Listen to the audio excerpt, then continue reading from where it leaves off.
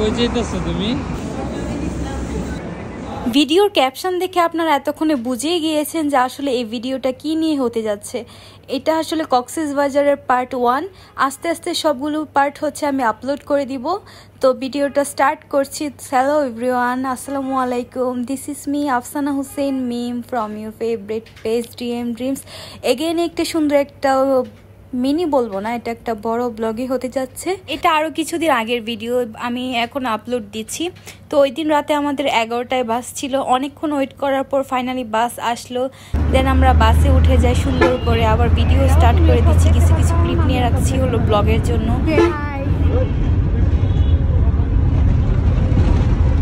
জীবনের প্রথমবার সমুদ্র দেখতে যাচ্ছি, তাই অনেক বেশি এক্সাইটেড ছিলাম। বাট কি হলো, রাস্তার মধ্যে অর্ধেক রাস্তায় হচ্ছে গাড়িটা হুট করে নষ্ট হয়ে গেল। তারপর আমরা অনেকক্ষণ বসে থাকি, তারপর গাড়ি ঠিক হয়। এগেইন আমরা হচ্ছে আবার চলতে শুরু করি। এর মধ্যে একটু ঘুমাই, আবার একটু উঠি, আবার কোনোভাবে যেন সময় যাচ্ছিল না। তাই বসে বসে একবারে ভিউটাই দেখছিলাম গাড়ি চালানোর আশেপাশে। আমরা একবার ড্রাইভারের পিছনের সিটটাই নিয়েছিলাম, একবারে সব দেখা যাচ্ছিল সামনের সিট নেওয়ার কারণে আমাদের ঘুমই হচ্ছিল না। তবে যাই হোক, আমি অনেক বেশি জার্নিটা এনজয় করতেছিলাম।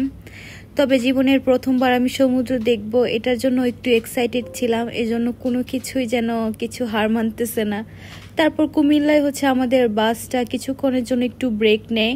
তারপর এখানে আমরা হচ্ছে দুজনে 2টা কফি এবং কেক নিয়ে হালকা পাতলা নাস্তা করি। কই যাইতাছো তুমি?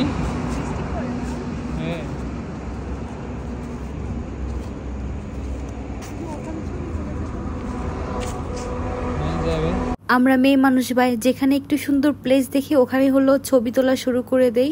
আর আমাদের ক্যামেরাম্যানকে জ্বালাইতে থাকি যে সুন্দর ছবি তুলে দিতেই হবে। আবার আমরা গাড়িতে উঠে পড়ি অনেকটা ব্রেকের পর। এখন আবার গাড়ি চলতে শুরু করে। বাইরে হালকা হালকা বৃষ্টিও পড়তেছিল, ঠান্ডা ঠান্ডা হাওয়া লাগতেছিল, একদম শান্তি লাগতেছিল ভিতর থেকে। তখন মনে হতেছিল যে সব ক্লান্ত দূর হয়ে গেছে। তারপর একটা ঘুম দিয়ে দেখি অনেক জোরে বৃষ্টি পড়তেছিল। একটু পরে আবার ঘুমিয়ে যাই। ঘুমিয়ে গিয়ে উঠে দেখি সকাল 6টার মতো বাজে।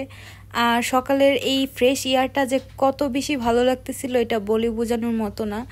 তারপর আমি যে আশেপাশের ভিউ দেখতেছিলাম, প্রকৃতিটা কত সুন্দরই লাগতেছিল। যেহেতু বৃষ্টি পড়ছে আরো বেশি ভালো লাগতেছিল।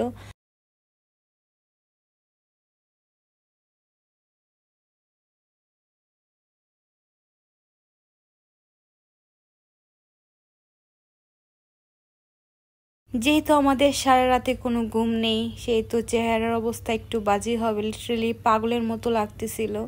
তারপর এগেন আর একটা ব্রেক দেয় আমাদের ইনানি রিসোর্টে। তো ওখানে কিছুক্ষণ রেস্ট নেওয়ার পর আবার আমরা হচ্ছে উঠে যাই। নীলও এমন ভাব ধরতেছিল, সে একদম নাক টেনে ঘুমাইতেছিল, আসলে এমন কিছুই না। তো এটা আজকে এই পর্যন্তই, দেখা হবে আরেকটি পার্টে। তো এটার জন্য কিন্তু পেজে চোখ রাখতে হবে। আল্লাহ হাফেজ, টাটা, থ্যাঙ্কস ফর ওয়াচিং।